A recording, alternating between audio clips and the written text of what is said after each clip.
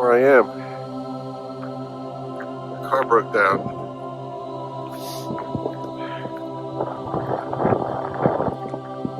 Where the heck am I?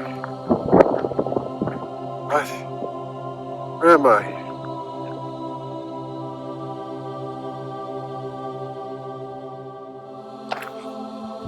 Damn, my shoe's untied. I need some kind of sign or signal that I'm going in the right direction. Whose sandals are these? What are they doing out here?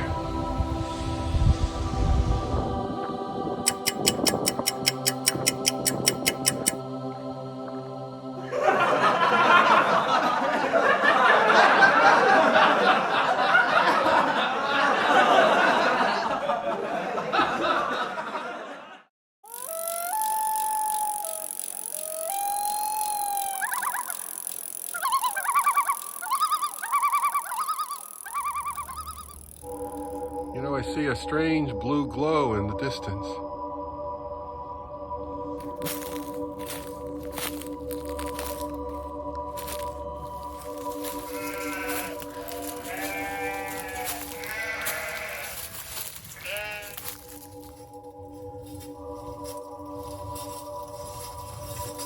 What am I looking at here?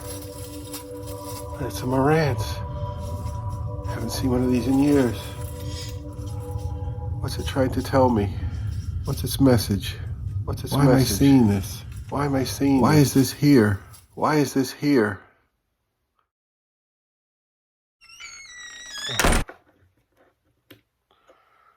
Oh, what was that?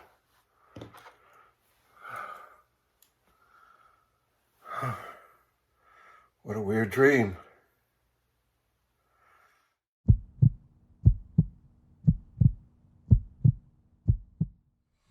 What sparked your interest in owning a nice stereo system in your house? Was it a family member or a friend? Did you have a deep love for music or playing an instrument? You needed equipment to play your records, tapes, or CDs, right? So you probably started out listening on your parents' hi-fi. Now, my parents were squares who hated rock and roll, and I grew really tired of hearing "turn it down" constantly. I saved up $75 and bought an Emerson all-in-one system. Now, this picture is not an Emerson, and this is way nicer than mine, but it had a turntable, 8-track, and radio. It was wood-grain plastic and glorious for a couple of years as I grew my record collection.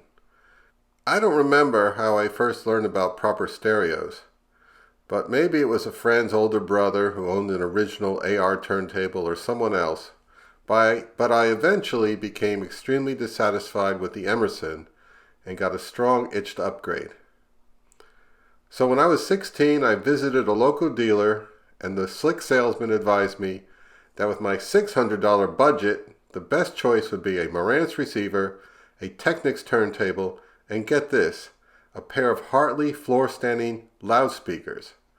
Hartley was an inspired choice, a local New Jersey brand at the time, with a great reputation. So when I was 18, I went off to college and I became the guy in the dorm with the stereo system. And people came to my room to listen to music, and I even had to let my roommate use it to listen to his Bruce records all day long. Let's fast forward like 20 years when I bought my first computer. And this became quite a strong obsession for me. And you could pretty much say that I stopped listening to my hi-fi at that point. And it was packed away and not listened to for a while until I eventually sold it off. My new stereo system became a pair of Logitech computer speakers, and my music were a bunch of MP3s that I downloaded off the internet. I upgraded my computer speakers a few times. I tried a few different brands like M-Audio, Altec Lansing, and Harman Kardon. So one day I'm visiting my mother and I noticed that the speakers were in a closet, and I realized that I'd lent them to her about 20 years earlier, and since I wasn't using them, she hooked them up to her TV. but she'd replaced them with a soundbar type thing. So I decided, hey, these could come in handy. I'll take them back and hook them up to my little desktop system. I brought them home and shopped for an amp to power them. I read about these tiny 50-watt Dayton Audio Class T amplifiers for under $100. I bought one, hooked it up to my speakers and MacBook, and heard a big improvement. I used the Dayton for about 3 years until I inherited my parents' old Yamaha integrated amp. This took up a lot more space on my desk, but overall it was an upgrade in sound. I still needed to boost the bass though, and treble, to give the song some oomph. One day I'm on Craigslist and I see an old Marantz 2230 receiver for sale. I suddenly felt a rush of nostalgia, remembering my first real receiver. The price seemed reasonable and I made the deal with the seller. In my excitement, I didn't realize the extent of the modifications the previous owner had performed. The power button was broken and missing, so he drilled a hole in the faceplate and installed a rotating on-off switch. The unit worked okay, and I didn't complain so much at first. When I upgraded the speakers a few weeks later, I went with a more powerful and pricier 2270. That started me back on the audiophile road of obsession and my current situation. So, you may be asking, what's so extraordinary about Marantz receivers? Well, in my opinion, they appeal to 3 of the 5 senses. They look good, they feel good, and they sound good. Back in the 60s and 70s, people bought a Marantz when they wanted something that was a step above the other brands. And it reminds me of a kind of a classic old sports car or a Rolex wristwatch from the day. I really love the brushed aluminum faceplate, these perfectly weighted machine knobs and push buttons.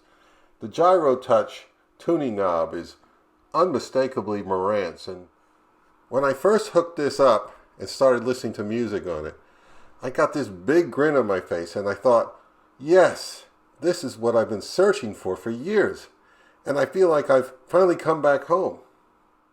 I guess you can call me a Marantz fanboy, but there's a lot of other fanboys out there, especially for like Pioneer and Sansui, and they love to argue over which one's best, but we Marantz owners, we really know what's best, don't we? This receiver is currently part of an all-analog system I have hooked up in my office, and it really sounds beautiful and detailed and three-dimensional and warm. And check this out, even my wife is into Marantz now.